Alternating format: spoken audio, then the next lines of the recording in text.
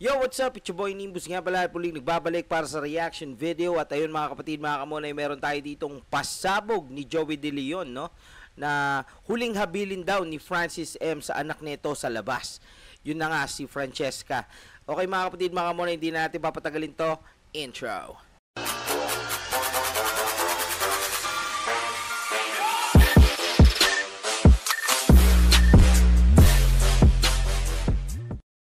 Okay mga kapatid, mga kamonay, let's go. Tingnan na natin ang huling habilin ni Francis M. Sige yung pinipigil ko. Mahirap eh. Mapalat ka plastic at lalo pag pinigil. Okay mga kapatid, mga kamonay, yan. Siyempre kung hindi pa kayo nakapag-subscribe dito, Hot Showbiz, ayan. Subscribe na kayo para lagi kayo updated sa mga mainit sa showbiz. Let's go. Binalikan ng netizens ang hindi maisagot ni Joey De Leon sa naging huling habilin ni Francis Magalona sa kanya bago bawian ng buhay ang rapper. Viral sa social media ang naganap na interview kay Joey De Leon sa naging lamay ni Francis Magalona noon. Narito ang full video, panuurin. Kung matetext niyo po si Kiko ngayon, anong gusto niyo sabihin sa kanya? Ako, alam niya yan. Dahil nagte-text siya sa akin. Hindi ako marunong mag-text eh. So, isa lang ang text. Kahit po may sakit siya, nagte-text pa rin. Oo, updated yan. Pati sa...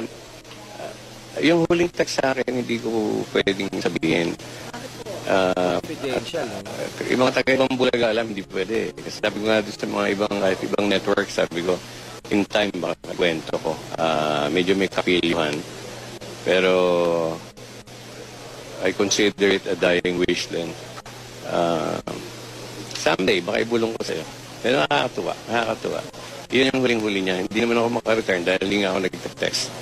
Pero, updated yan kahit sa chismis. So, yun pala, hindi lang nire-replyan, no? Pero marami palang alam si Joey De Leon na mga sinabi na huling sinabi ni Francis M. Yun kay Joey De Leon sinabi. Gusto niyong sagutin po siya, ano gusto niyong sabihin? Oo, susundin ko. Kung ano naman po yun. Susundin ko. Sana balang araw malaman po Alam mo na. yan, mas very thoughtful yan si Kiko eh. Kahit may sakit nga, nagugulat kami. Pag may nangyari, mga intriga, pati nga yung mga damit ng babae, minsan pinapansin niya. Ganun yan, parang part pa rin. Siguro kailangan to be attached to the show. Araw-araw. Siguro ganun ginagawa niya. Yun nga ang number one believe ako dyan eh. Napakatapang ng tao. Maraming salamat po, Mr. Joey De Leon, sa panahon na ibinigay niyo po sa saksi. Thank you very much. Mrs. Salamat po. At sana balang araw, ikwento niyo naman sa amin yung message na binigay sa inyo ni Francis. Siguro after the first death anniversary. Sige po. Medyo controversial.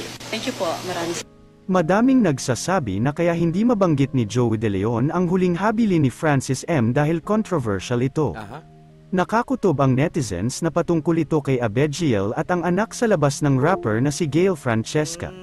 So ibig sabihin nito, alam din ni Joey De Leon yung tungkol pala dito, no, dun sa kay Francesca, no, tsaka kay Abigail, alam din niya. Mutsaring pangbabatikos kasi ang natatanggap ni Abigail Rate at ang kanyang babaeng anak na si Gail Francesca ay yumaong tatay nito na si Francis Magalona. Yun lamang po, ano ang masasabi mo sa balitang ito, comment mo sa ibaba. Huwag ka...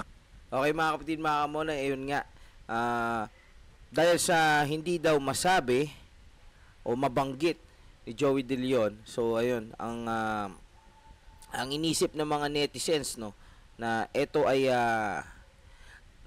patungkol dun sa kay Abigail at saka dun sa anak niya na si Francesca, mga kapatid, mga kamonay, yung huling habilin ni Francis M. Kakalimutan i-like ang video na ito. Maraming salamat po sa panunood.